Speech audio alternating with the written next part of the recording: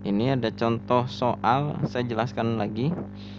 Cari volume benda pejal yang diputar terhadap sumbu X dengan batasnya Y min 6 dan parabola Y sama dengan 6X. Nah, di sini nggak tahu batasnya di mana A sampai B-nya, dan nggak tahu yang fungsi luar atau R jari-jari yang lebih jauh itu siapa. Nah, makanya di sini diketahui yang pertama kurva yang pertama 6x, kurva yang kedua 6x kuadrat. Nah, nggak ada batas, nggak ada diketahui siapa yang di atas, siapa yang di bawah. Makanya kita harus cari tahu dulu. Yang pertama cari batas, baru nyari fungsi yang di atas, karena batas itu lebih penting. Bukan lebih penting, urutannya nyari batas dulu. Nanti kalau udah tahu batasnya, si batas itu kita gunakan untuk mencari siapa yang di atas, siapa yang di bawah. Karena kalau misalkan nilainya di luar batas, ya nggak tepat peruntukannya. Nah, yang pertama kita nyari batasnya dulu. Nah, di sini Y sama dengan Y, ya gitu ya. 6x kuadrat sama dengan 6x. Ya iyalah, Y sama dengan 6x, Y yang kedua 6x. Sama dengan kan, dipindahkan ke kiri semua jadi 6x kuadrat min 6x. Lalu kita sederhanakan, x-nya taruh luar. Dari sini ketahuan bahwa ada perkalian dua fungsi ya.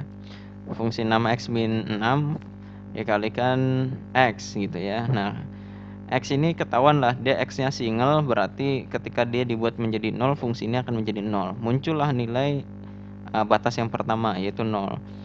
Lalu yang satunya 6x min 6, gimana caranya supaya fungsi yang keduanya ini kalau dioperasikan sama dengan 0. Karena ini fungsi perkalian, maka fungsi yang kiri pun juga dibuat 0. Berarti 6x min 6 itu dibuat 0, sehingga secara aljabar 6-nya pindah, min 6-nya pindah kanan jadi 6. X sama dengan 6 per 6. Jadi dapat 1. Sehingga didapat bahwa batasnya 0 dan 1. Atau batas bawahnya A 0, batas atasnya B yaitu 1. Sudah dapat. Nah, kalau misalkan kita gambar di GeoGebra bentuknya kayak gini ya, ini sebenarnya udah ketahuan bahwa si garis 6x itu yang di atas untuk dari 0 sampai 1 ini.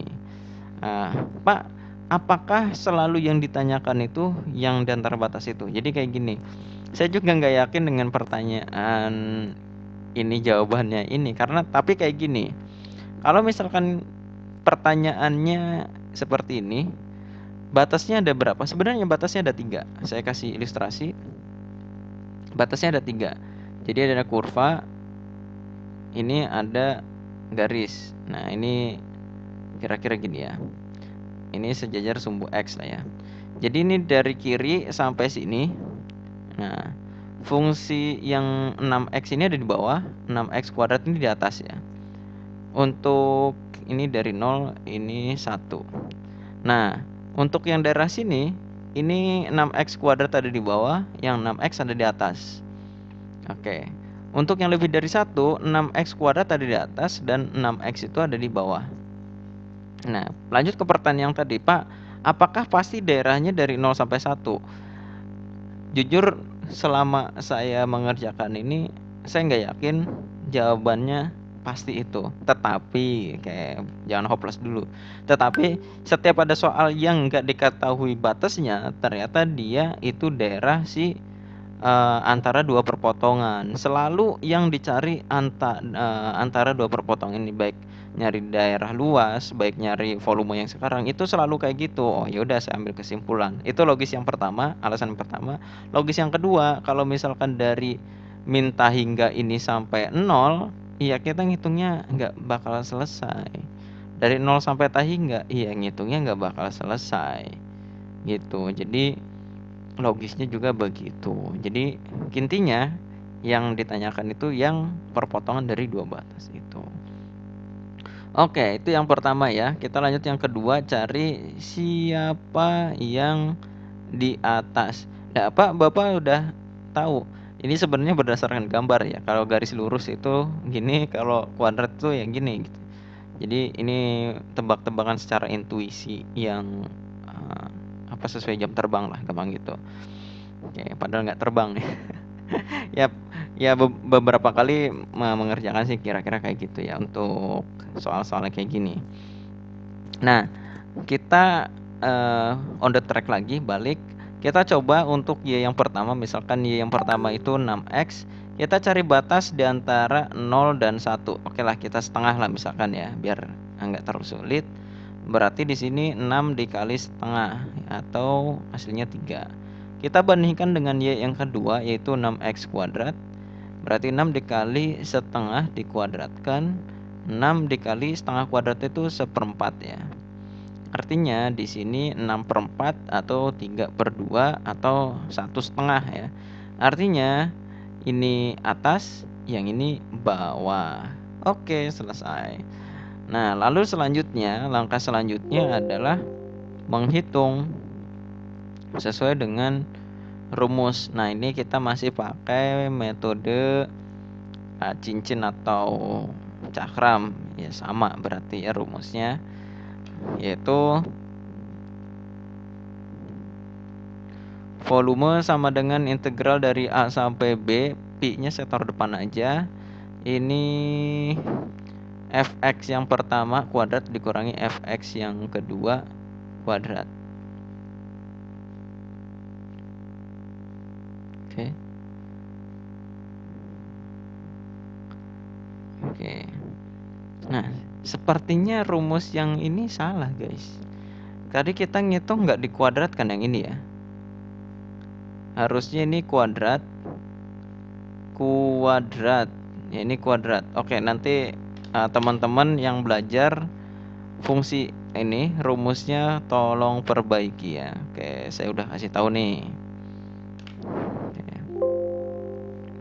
Ini kan rumusnya kuadrat ya. Kita cek juga ke atas, ya pasti kuadrat. Oke, mana? Kecuali yang sin tadi kayaknya nggak kuadrat, karena luasnya itu bukan dikuadratkan. Oke, ini kuadrat ya. Oke, itu pokoknya nggak boleh ngelamun aja ngerjain ya, walaupun itu kadang ya itu nggak usah dipikirin, tapi ya harus bener ya, harus teliti. Nih udah salah nih, fx sama fx lagi. Nah, rumusnya gini ya. Oke, kita lanjut. Pi integral tadi 0 sampai 1, fx-nya itu yang di atas 6x, yang di bawah itu 6x kuadrat. Masing-masing dikuadratkan.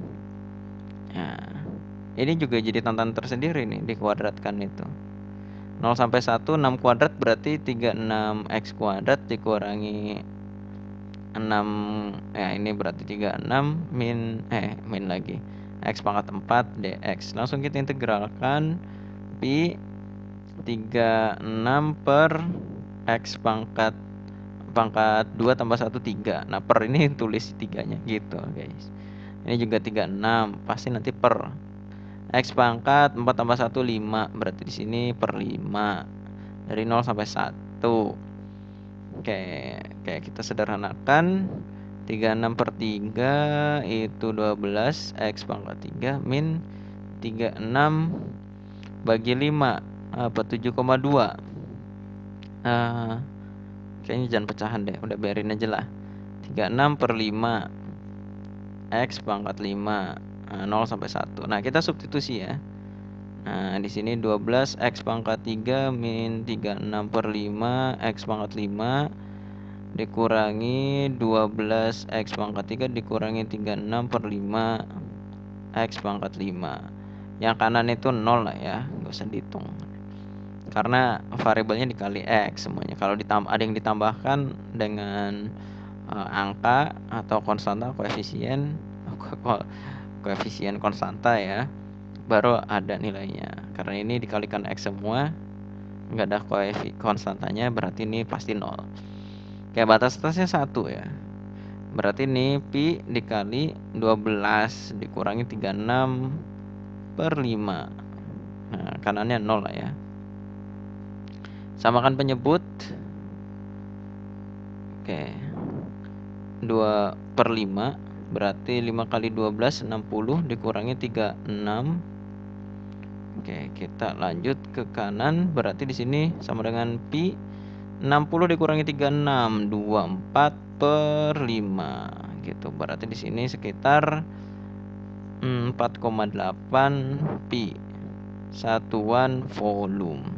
Oke, selesai. Kira-kira kayak gitu ya untuk contoh soal ini. Intinya saran saya kalau misalkan tidak mau membuang-buang pikiran, gak usah dipikirin. Caranya gini aja, ngecek.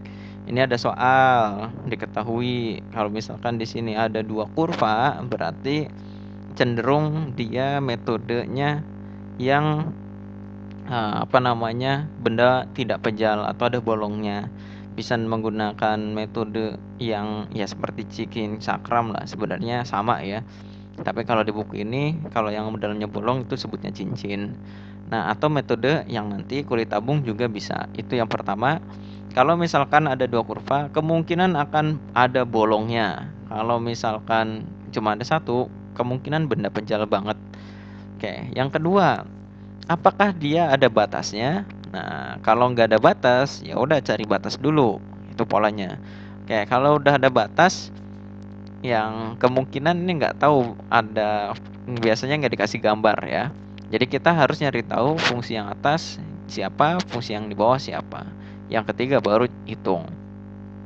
Cari batas caranya sama kayak gini polanya, tinggal Y sama dengan Y lah, atau ya Y sama dengan Y, nanti secara aljabar dia dapat batasnya 0 dan berapa dan berapa.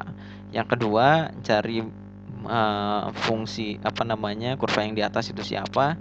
Kita tinggal masukkan nilai ke kedua kurva ini dengan nilai di antara yang ada di dalam batas inilah, antara 0 sampai 1. Dan saran saya jangan memasukkan nilai si batasnya. Kalau dimasukkan nilai batasnya pasti nilainya 0. Loh kok bisa? Ya kan kita tadi nyarinya dibuat 0, artinya ketika masukin 0 pasti 0, dimasukin 1 pasti jadinya 0 juga di salah satunya ya. Sebentar. Saya ulangi ya, bukan 0 tapi sama. Saya ulangi, ketika kita masukkan 0 dan 1 nilainya akan sama. 0 di sini 0, di sini 0 sama ya, Y-nya 0. Kalau kita masukin 1 di sini 6 dan di sini 6 sama juga. Jadi enggak mendapatkan hasil siapa yang di atas siapa yang di bawah karena ketinggiannya sama. Nah, yang ketiga itu kita hitung, langsung aja tulis rumusnya. Jangan lupa ini kuadrat seperti ini. Nah, sampai hasil. Oke, seperti itu.